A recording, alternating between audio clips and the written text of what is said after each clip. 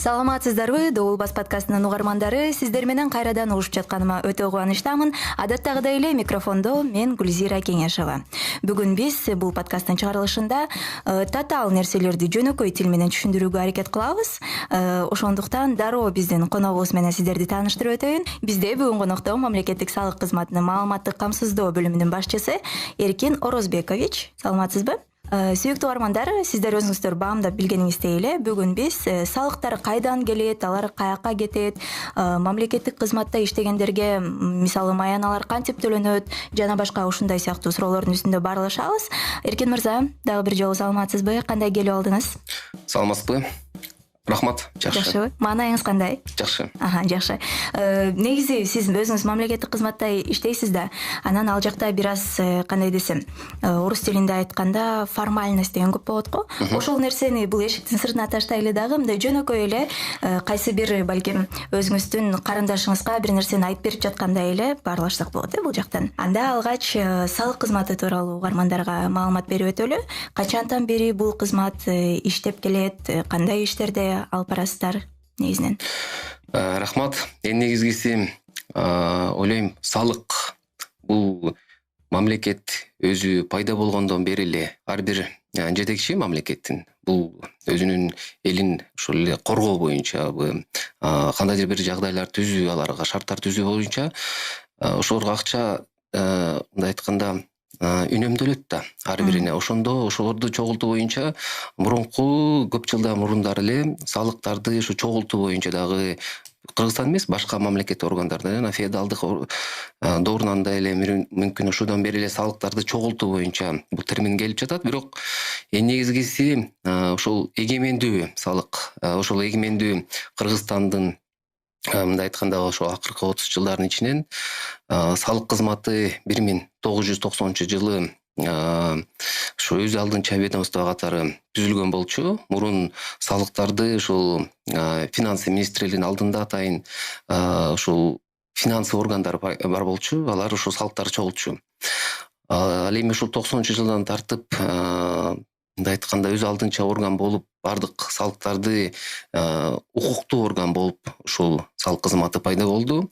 Эң негизгиси ушул бүгүнкү күндө ушул салык кызматы аткаруучу органдардын бири болуп, бул салыктарды камсыздандыруу төгүмдөрүн жана башка төгүмдөрдү бюджетке чогултуу жана алардын өзү убагында жана толугу менен чогултулушун, ошондой эле төлөнүшүн контролдоочу ошол негизги орган болуп саналабыз.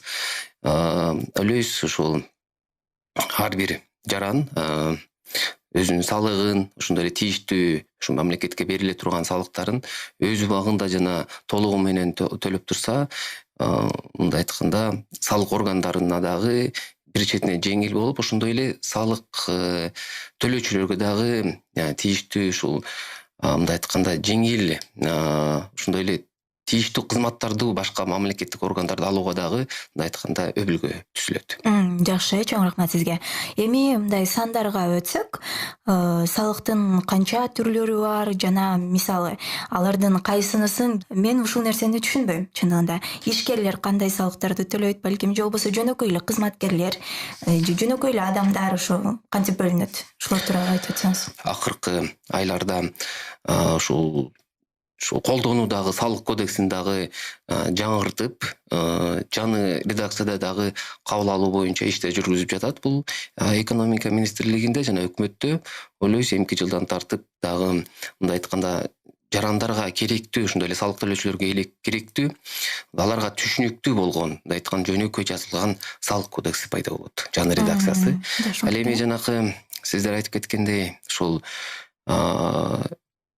салыктардын канча түрлөрү бар деген боюнча эң негизгиси ушул Кыргызстанда жалпы мамлекеттик салыктар, жергиликтүү салыктар жана атайын салык режимдери боюнча да салыктар болуп 3 бөлүнөт, 3 бөлүккө.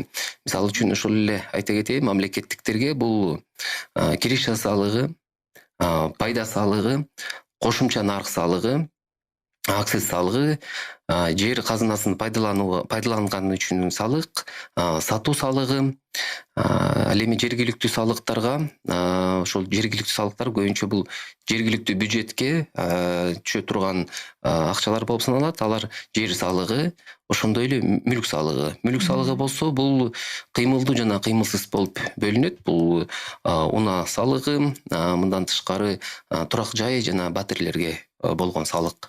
Мындан тышкары атайын салык режимдери бар. Бул ушул жарандарга, жеке ишкерлерге жөнөкүлөтүлгөн форматтагы салыктардын түрлөрү болуп саналат. Мисалы үчүн милдеттүү патенттин негизиндеги салык, милдетсиз жанакы ыктыярдуу патенттин негизиндеги салык болуп саналат.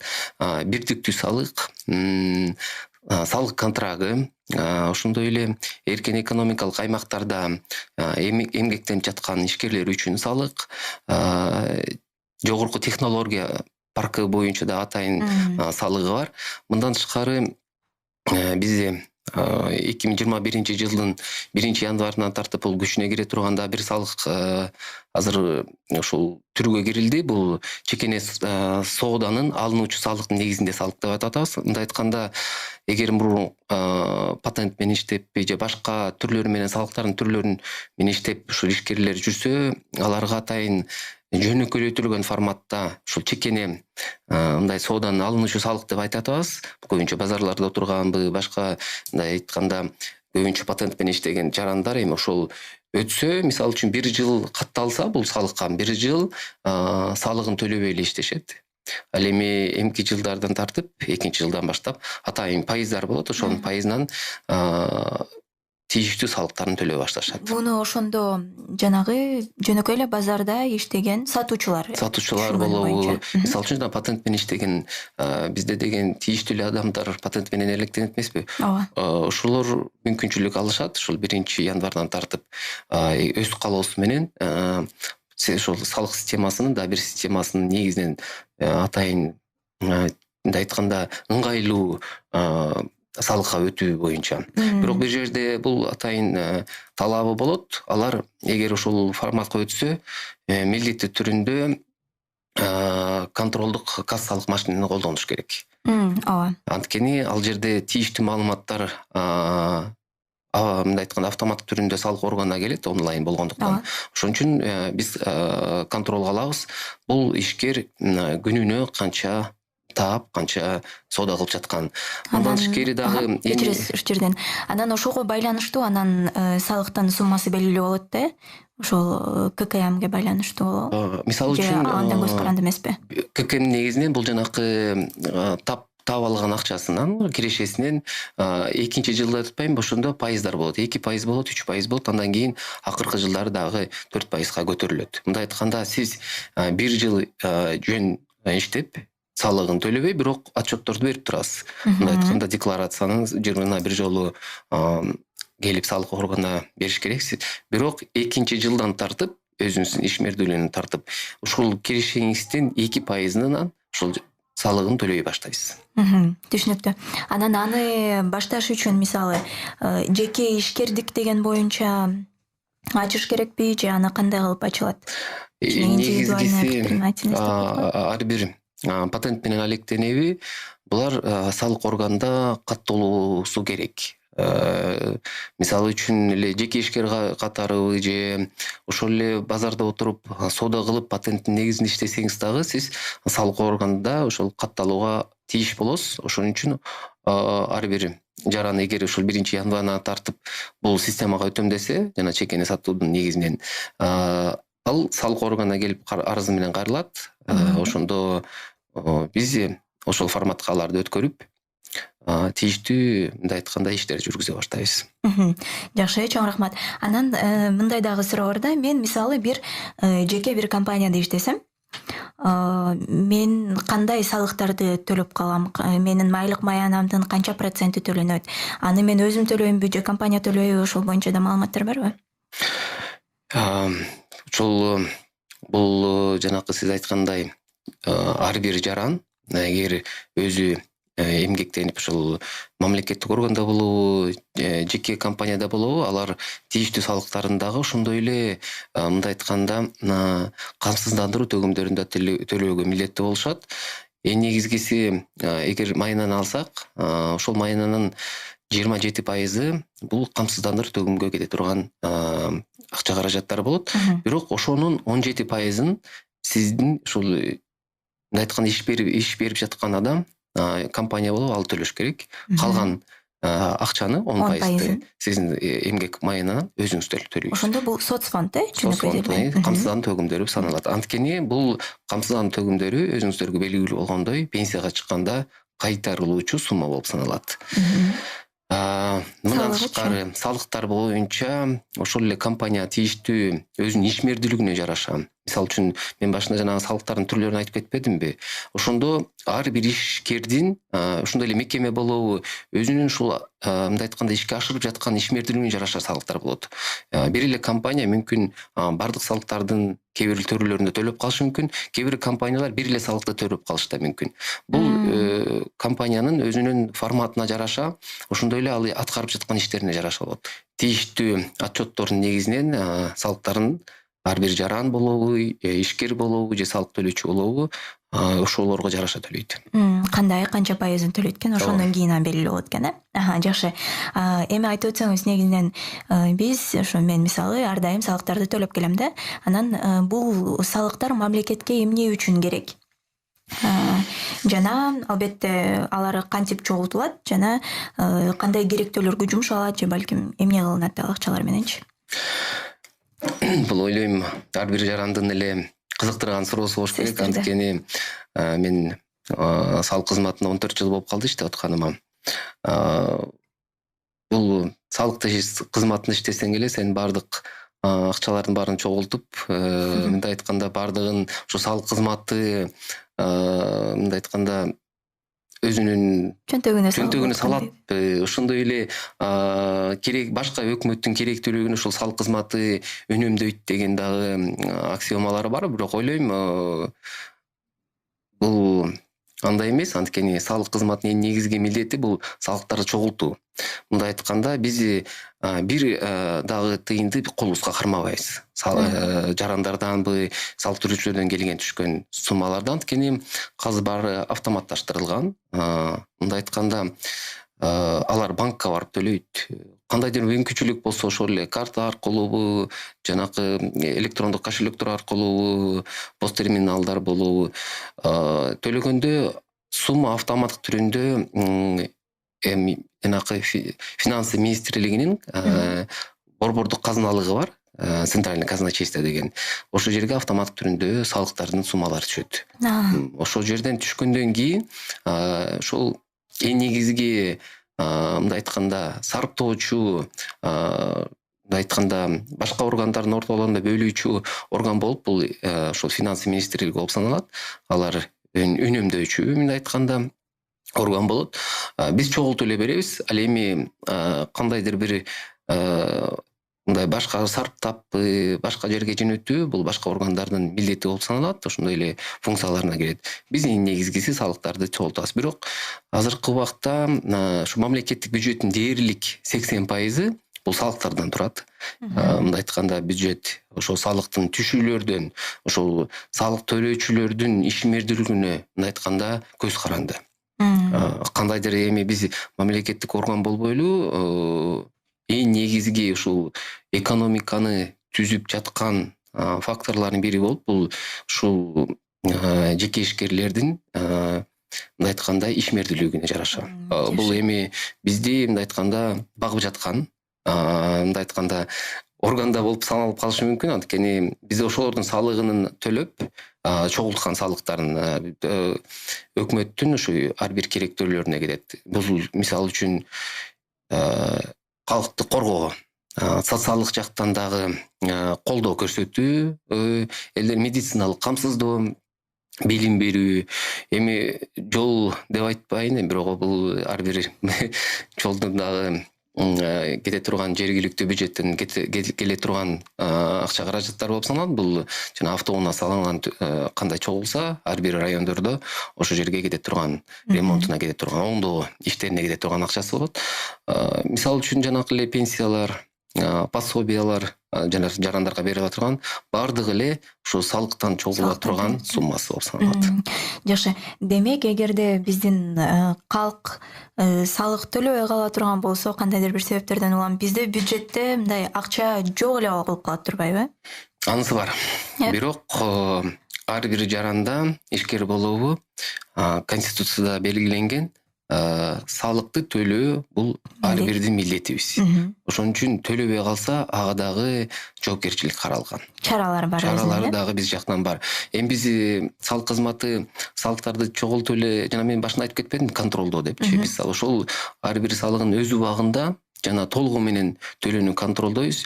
Эгер кандайдыр бир жагдай менен салыктарын өз убагында төлөбөй калса, бул эми салык карызы болуп саналат. Бирок атайлап төлөбөй койсо, биз укук коргоо органдарына кайрылабыз. Ошондой эле эсеп счетторун жабабыз, банктарда болсо, пулдарды салабыз, жана санкцияларды. Бардык ушул мыйзамда белгиленген чараларды колдонуп, тийиштүү салыктарын төлөбөй калса, аларды биз мажбурлап алууга аргасыз болобуз. Түшүнүктүү. Бирок азыр менде мындай бир суроо жаралды да. Мен билишимче, мен көп эле жерден угуп калгам. Мен негизи официалдуу түрдө мынча зарплата алам, а негизи анын аркасында дагы мынча сумма деп бар деп айтышат да. Салыкты аз төлөө үчүн биздин компания ушундай кылган деген сыяктуу бир нерселерди дагы кулагым чалып калган да. Анан ошондой нерселер бар экен, ошондой мисал караңгы бухгалтерия дейбизби? Билесиздерби бул сиздердин кызматыңызды? Ооба. Бул аларга карата кечиресиз дагы. Аларга карата бир атоо бере салайын, кандай мисалы чараларды көрөсүздөр? Негизгиси силер менен да пайдаланып айтып кетейин, бул туура эмес. Андайга да барбаш керек. Мыйзамга дагы кирбейт.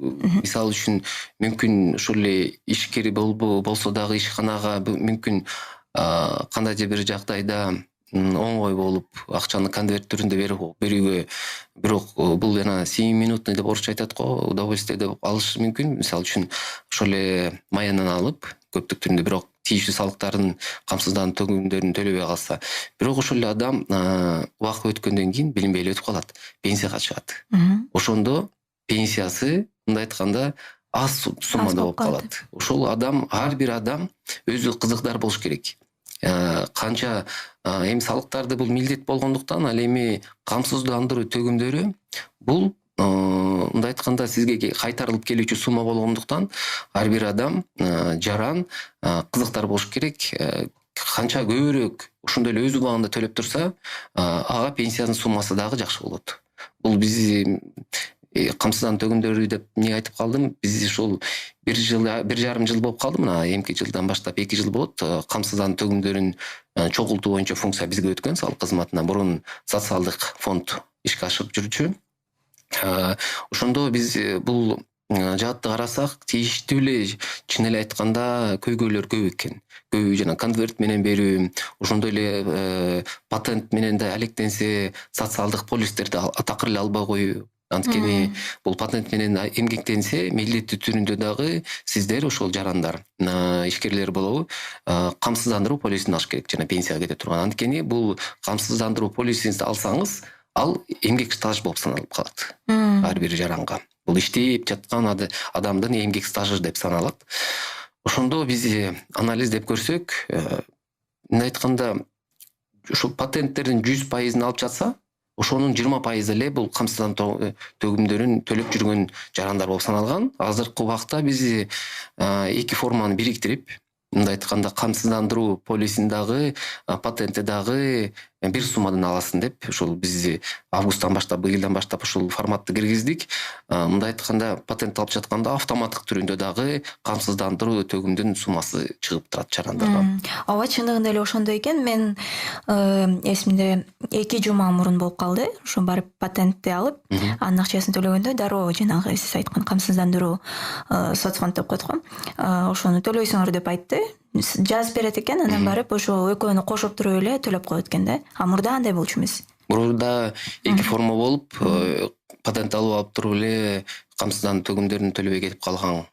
күнчүлүк болгон. Азыркы убакытта андай болбой калды жарандарда. Түшүнүктүү, жакшы. Анан дагы бул жакта бир суроо жаралды. Негизи бизде медицина акысыз деп айтылат го. Ошол мыйзам чегинде. Чын чынына келгенде андай эмес. Бирок ошол акысыз медицинаны ар дайым салык төлөп жүргөндөр, жанагы камсыздандыруусундагы төлөп жүргөндөр кантип колдоно алышат? Алар алып жатат. Мисалы үчүн өзүмдү алып кетейин. Бир күбө болгом. Кечинде таанышым, мындай айтканда, жакын тууганым ооруп калып, кечинде больницага алып барууга мажбур болгом өзүм. Ошондо эң негизги ушул биринчи суроосу врачтын камсыздандыруу төгүмдөрүн төлөп жатабы, бул адам соцфондду төлөп жатабы деп сурады. Ошондо биз паспортун бергенде алар өзүнүн базасынан текшерип, автоматтык түрүндө маалымат чыкты, бул салыгын, ошондой эле камсыздандыруу төгүмдүн төлөп жатат деп. Автомат түрүндө ошондо бизге баардык кызматтарды, мындай айтканда 100% дагы болбосо дагы тийиштүү ошондой айтканда суммасын төлөттүрбөй, мындай айтканда аз суммасында төлөткөндай бизге акча үнөмдөлүп калды. Ал эми айтты, мисалы үчүн, эгер силер салыктарын төлөбөй эле жана патентти төлөбөй жүрсөңүз, любой социалдык полистерди, анда 2-3 эсе төлөйсүздөр деп ушу факт болгондо мендечи. Ошон үчүн мен айтам, ар бир жаранда азыркы жанакы социальный полис менен жанакы защита полис деп айтылат да, ошол жерде иненин негизинен эле идентикалык салык номери билип койсо болот. Бул врачтар да билет, баардыгы онлайн түрүндө. Бул өзүнүн камсыздандыруу төгүм төлөп жүрөбү деп. Анткени камсыздандыруу төгүмүн төлөп жүргөндө жанакы фонд защиты деген атайын ошол на оздоровление болот. Ошол жерге кете турган акчалар ошол медицина жаатына кете турган акчалар. Ошол жерден алып туруп жаранга акча үнөмдөлөт. Демек, түшүнүктүү. Урматтуу угармандар, эгерде сиздер ар дайым салыктарды жана камсыздандыруу төгүмдөрүн төлөп келсеңиздер, анда эгерде бир ооруканага барып калсаңыздар, сөзсүз түрдө айтсаңыздар болот экен. Мен түшүнгөн боюнча. Ушундай, мен ар дайым төлөйм, ошондуктан меники бир аз акча үнөмдөлүш керек, төлөй турчу деп. Абдан жакшы, чоң рахмат. Анан Эркин мырза, айтсаңыз, өткөндө баарыбыз билгендей эле коомдо аябай бир окуялар болуп кетти. Эшиктеги бир коомдук, мисалы, кандай отургучтар болобу, жанагы таштанды салчу урналар болобу, ошолорду талкалап кеткен дагы учурлар болду да. Анан ошолорду кандай десем, талкалоо, бул сындырып талкалоо кандай кесепеттерге алып келип калышы мүмкүн? Ошол дагы, мисалы, салыктын негизинде кайра оңдолуп түзөлөт да. Ооба, бул эми менин өзүмдүн көз карашым, бул жапайылык көрүнүш. Ар бир мамлекеттик мүлк болгондуктан жарандар аны сындырып талкуулоого барбаш керек. Ойлойм, ал үчүн алар кандайдыр бир мындай айтканда кылмыш ишин дагы козголбосо дагы административдүү айып төлөш керек. Ошол административдүү айыптын негизинен аны кайра ошол жергиликтүү бюджет болобу, жергиликтүү органдар болобу, ошонун акчасын жарандын кетиргени, ошолордун айыптуу кылып төлөтүш керек. Мен ойлойм, бул практикада колдонуп жатат, бирок турам чогулган салыктардан дагы ушул ар кандай керектүүлөргө кетет. Ошол эле жанакы парктарды оңдоо, ошол жер эле скамейкаларды оңдоо, аларды өзүнө мындай айтканда жакшыртуу. Анан дагы азыр биякта бир суроо жаралды. Азыр биз негизинен санариптештирүү бир заманында жашап жатпайбызбы? Анан салык кызматында дагы, мамлекеттик салык кызматында дагы кандайдыр бир санариптешүүлөр, жаңылануулар болуп атабы заманга ылайык? Санариптештирүү деп акыркы 7 жылда иш аракеттерди жүргүзүп жатабыз. Бирок акыркы ушул 2 жылда биз катуу иштерди жүргүздүк. Мисалы үчүн атайын долбоорду иштеп чыктык. Бул салык жол жоболорун фискалдаштыруу долбоору деп, салым смарт деп атайында ат койдук. Эң негизгиси бул ошол жерде биз мисалы үчүн салык төлөөчүлөргө атайын тийиштүү кызматтарды онлайн түрүндө берүү боюнча мындай айтканда салыктарды онлайн түрүндө төлөө бул эң негизги долбоорлор болуп, бул салык төлөөчүлөргө бизнеске жагымдуу шарттарды түзүү. Анткени бул өкмөт өзүнө ушул тийиштүү салыктарын өз убагында жана толугу менен төлөш үчүн шарттар түзүү деп башында айтып кетпедимби? Ошолорду ишке ашырыш үчүн дагы ушул санариптештирүү долбоорлор ишке ашып жатат. Мисалы үчүн ушул жылдын 1-июлунан тартып бизде электрондук эсеп фактуралары ишке киргизилди. Азыркы убакта ушул кошумча нарк салыгын төлөөчүлөр, товарларды импорттоочулар жана экспорттоочулар ушул өзүнүн ишмердүүлүгүндө электрондук эсеп фактураларды колдонуп, мындай айтканда мурун кагаз түрүндө жазып акчаларын кетирип турса, азыркы убакта онлайн түрүндө эле салык кызматынын сайтын аркылуу эле ушул эсеп фактураларды тариздеп жатат. Мындан тышкары бизде бул мурун көйгөй болгон, жана өзүңүздөр деле көрүп жатасыз. Көчөлөрдө бутылка менен бензиндер сатып жүрүшпөйбү? Ошолорду жокко чыгаруу, ошондой эле контрафактарды, контрабанда менен ташып келген фактыларды азайтуу максатында май куюучу жайларды биз автоматташып жатабыз. Мындай айтканда атайын системаларды киргизип, бул дагы долбоор 1-июлдан тартып ишке кирди. Бул жерде эң негизги болуп өзгөчөлүгү, жаран бензин алам деп келсе, ошол эле май куюучу жайга чегин бермейинче бензин колонкадан чыкпайт деп атайын программа иштелип чыккан.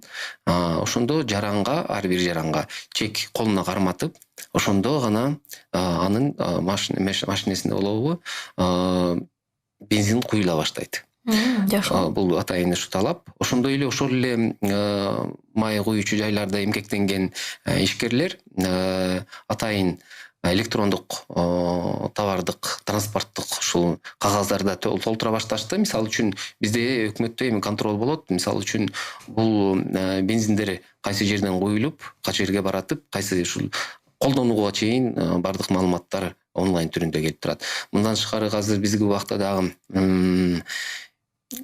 контролдук кассалык машиналар дагы мындай айтканда азыркы иштеп жаткан онлайнды дагы жаркындатуу, мындай айтканда ылайыкташтыруу, азыркы замандарга ылайыкташ деп биз виртуалдык ККМ онлайн деп дагы атайын программаларды киргизип жатабыз. Мындай айтканда ар бир жаран, ошол эле ишкер ККМ онлайн менен жана кассовый чекти чыгарам десе, алар кассовый чекти сатып албай эле атайын программаларды ушул салык кызматынын тийиштүү компаниялар менен келишим түзгөн, ошолор менен программаларды сатып алып, мындай айтканда акчага чектерди чыгара баштайт. Ошол эле компьютер болобу, планшеттен, ошондой эле смартфондон дагы чектерди чыгарууга мүмкүнчүлүк алышат. Мурун өзүңүздөр көргөндөй чектерди чыгарыш үчүн атайын чоң аппарат керек болот. Магазиндерден карап көрсөңүз, ал жетиштүү эле акча турган. Мисалы үчүн 14 миңден жогору болчу аппарат. Ал ишкерлер өздөрү сатып алышчу беле? Сатып алат. Аларды ушул мындай айтканда акча жактан үнөмдөө пайда болот, ойлойбуз, булар шарт түзүлөт. Мындан тышкары дагы ири долбоорду киргизип жатабыз, бул товарларды маркалоо.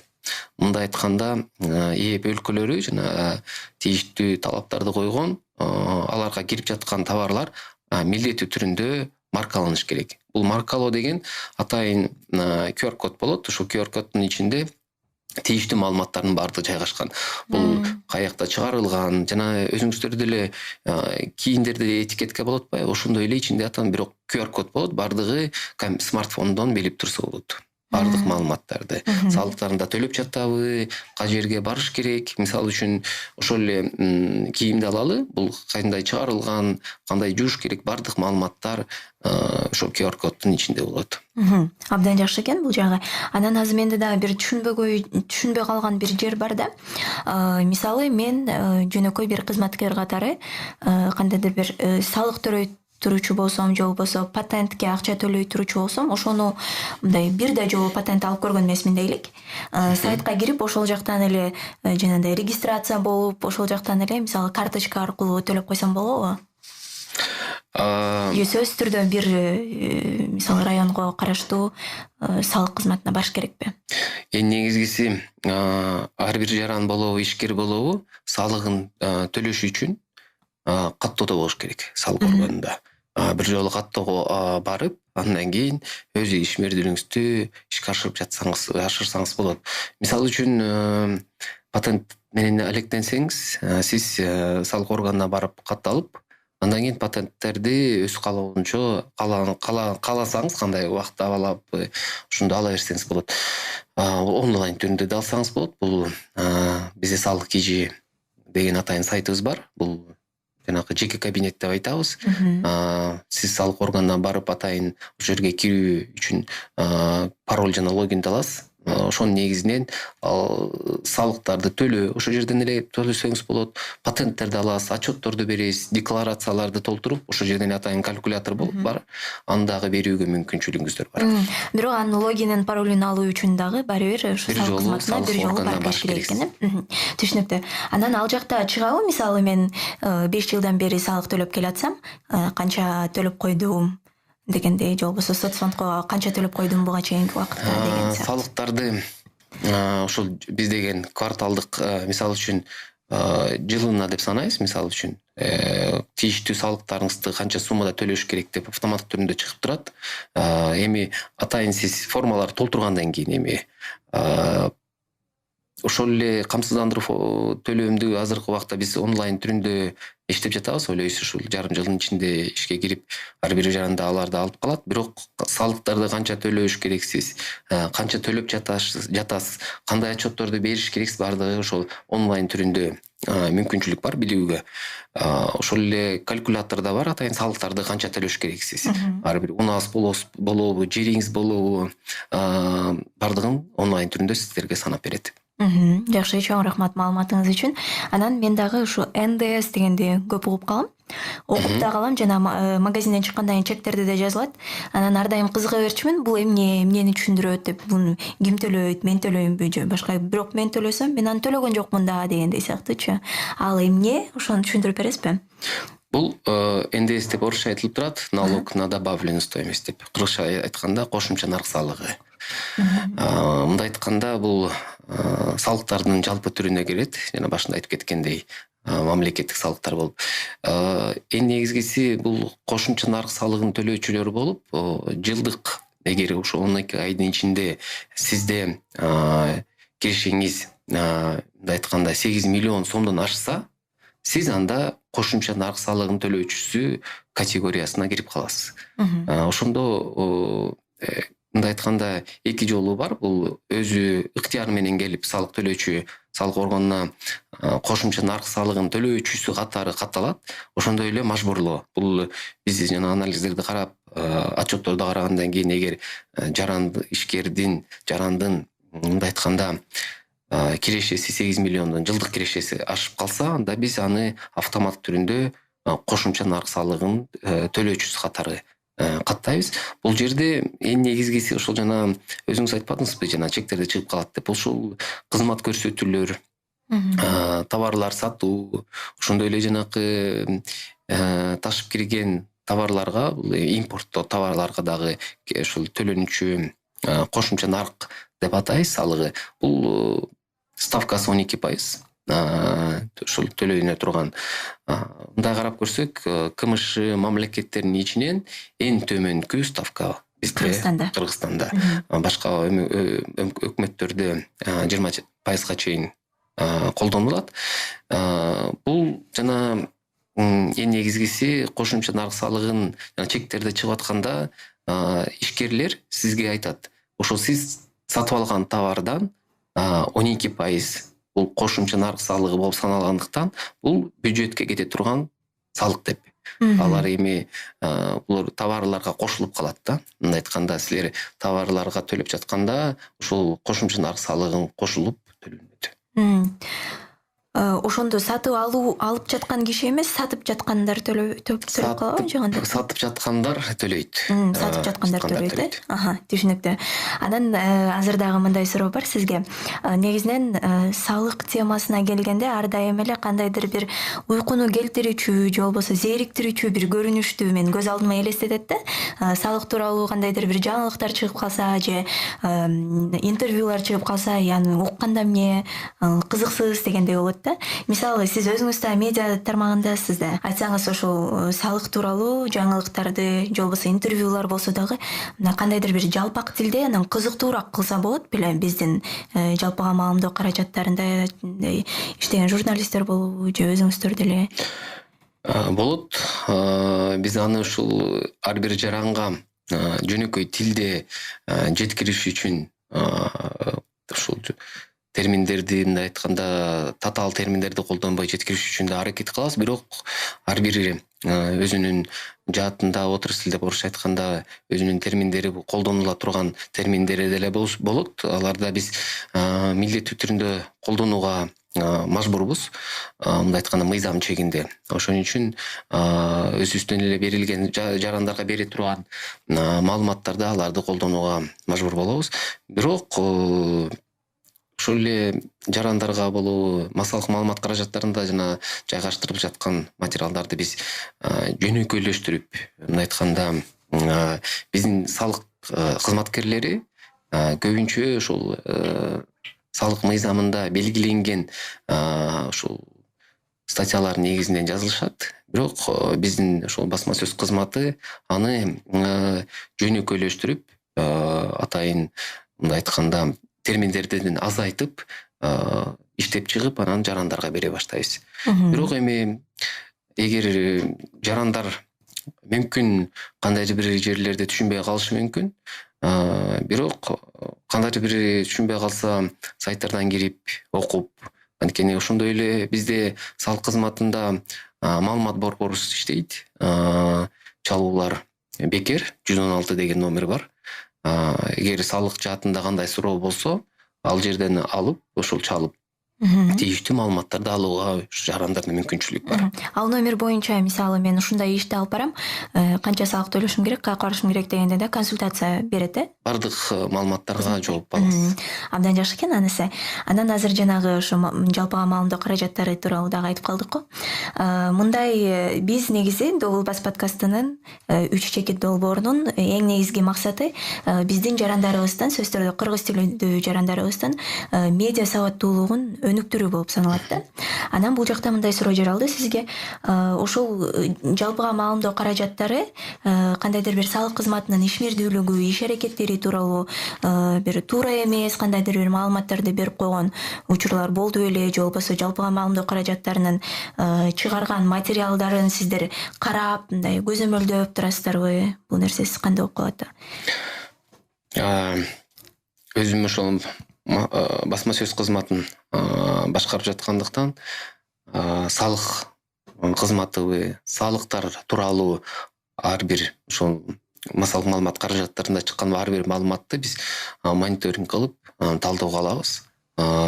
Кызматкерлерди алып, ошолорду кандайдыр бир жарандарда көйгөйлөр, салык жаатында кандайдыр бир көйгөйлөр болсо, ошол эле райондордо менен кошулуп, аларга чыгып, биз аларды чечүүгө үнөмдөйбүз. Бирок ошол эле жанакы массалык маалымат каражаттарында мүмкүн кандайдыр бир терминдерди туура эмес колдонушуп, ошо цифраларды көбүнчө бизде салык кызматында өзүңүздөр белгилүү болгондой цифраларыбыз көп.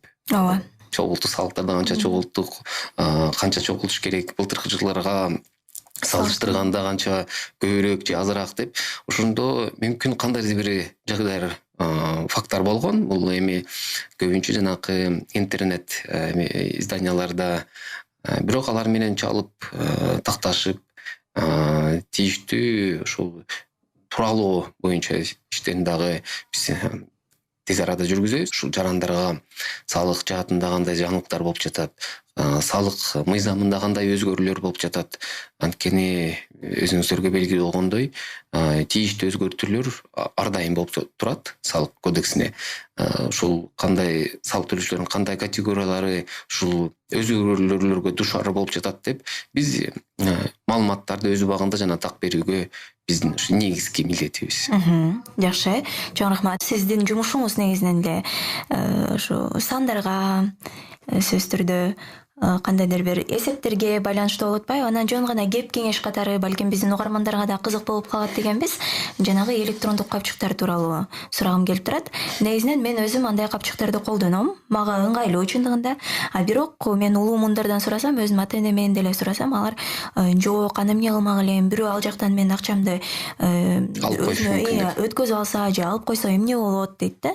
Ошол электрондук капчыктарды колдонууда, мисалы шылуундарга кантип алданып калбаш керек дегендей сыяктуу бир суроо бергим келип турат да. Алар канчалык ишенимдүү, сиздин жеке ой пикириңиз же болбосо кеп кеңешиңиз болсо?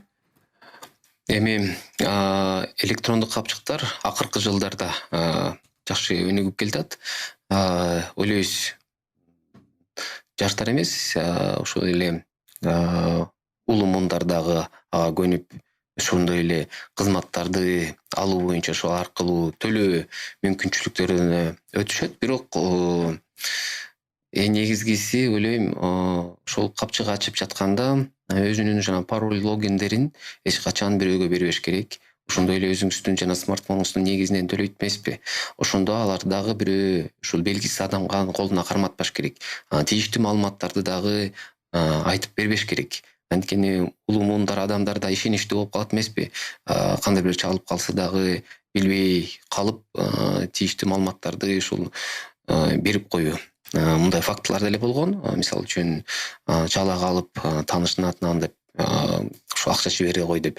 Бирок ар бир санаа иптештөрүнүн негизинен жарандардагы өтүүнүн негизинен ошол биз деле анализдеп көрдүк. Салыктарды жарандар ушул электрондук капчыктар аркылуу да көбүрөөк төлөй башташты. Жанакы кредиттик карталар аркылуу, ошондой эле интернет, мобилдик банкинг аркылуу дагы салыктарын төлөй башташты. Ошол жерден эле көрсөк болот. Акырындык болсо дагы көп жарандар акыркы жылдары электрондук капчыктарга өтө башташты. Ойлойм, бул жакшы көрүнүш. Башка мамлекеттер менен да карап көрсөк, бардыгы эле даже салыктарын автомат түрүндө эле ошол жерден төлөп, мындай айтканда, банктарга да барбай, очередке да турбай мүмкүнчүлүктөр пайда болот. Ойлойбуз, ушул жерде дагы өнүгүп, мүмкүн дагы башка электрондук дагы башка электрондук кызматтар пайда болсо, ошолорго жарандар тез арада өтүп, айтканда санаа иптештүүнүн эң негизги баскычы болуп саналат бул дагы. Жакшы. Негизинен эле заманга ылайыкташып жашоону ар дайым үйрөнүш керек. Сизге чоң рахмат. Алтындай болгон убактыңызды бөлүп, бизге чындыгында кызыктуу, менин оюмча түшүнүктүү дагы болду окшойт. Себептегенде менде бир аз түшүнүк калды.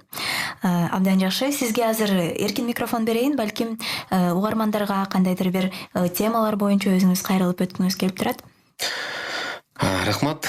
Ошол акыркы өзүмдүн сөзүмдө жарандарды негизги эми ишкерлер өзүнүн салыктарын өз убагында төлөөгө алар билишет. Ошол жарандарды салыктарды жана камсыздандыруу төгүмдөрүн өз убагында жана толугу менен төлөөнү чакырам.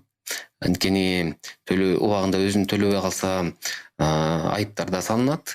Жана жогоруда айтып кеткендей, салыктар төлөө бул ар бир адамдын милдети. Ал эми камсыздандыруу төгүмдөрүн төлөө бул ушул жарандардын пенсиялык, мындай айтканда, топтогу кепилдиги эң негизгиси. Ошон үчүн акыркы сөзүмдө ошолордон суранып, ар бири ушул мыйзамда белгиленген нормаларды аткарууга чакырам. Жакшы, чоң рахмат. Урматтуу угармандар, биз дал ушундай жагымдуу нотада бүгүнкү чыгарылышыбызды аяктайбыз. Бүгүн бизде конокто мамлекеттик салык кызматынын маалыматтык камсыздоо бөлүмүнүн башчысы Сазыков Эркин Орозбекович болду. Сизге дагы бир жолу терең ыраазычылык билдиребиз. Эгерде салыктарга байланыштуу кандайдыр бир суроолорубуз болсо, анда сизге кайрылсак болот экен, Албетте. Абдан жакшы. Урматтуу угармандар, ушуну менен сиздер менен коштошпойбуз. Кийинки чыгарылышта ар дайым ушундай эле жакшы, жагымдуу маанайда угушабыз. Кызматыңыздарда мен Гүлзира Кеңешова болдум жана биздин өнөр режиссерубуз Сергей Каргин. Кийинки чыгарылыштарда урушкан чакты аман туруңуздар. Биз сиздерди сагынабыз.